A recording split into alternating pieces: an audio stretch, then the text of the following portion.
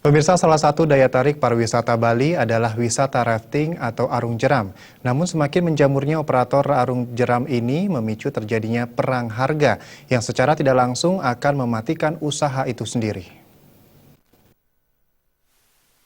Pesatnya perkembangan pariwisata di Bali akan mengundang para investor untuk berinvestasi. Salah satu wisata yang kini dikembangkan di Bali adalah wisata alam. Oleh karena itu, banyak investor menanamkan modalnya pada usaha rafting atau arung jeram.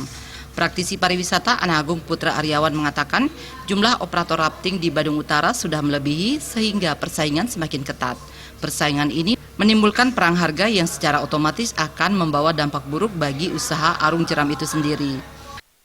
Seperti yang pernah sering sampaikan lewat misalnya koran dan lain sebagainya, karena satu yang paling penting itu adalah persaingan, Pak. Persaingan. Jadi di samping persaingan, karena rafting yang ada sekarang itu sudah melebihi jumlah semestinya. Jelas itu kami sudah pernah ikut asosiasi yang sering beberapa kali itu kita mengadakan rapat, pasti itu yang jadi masalah.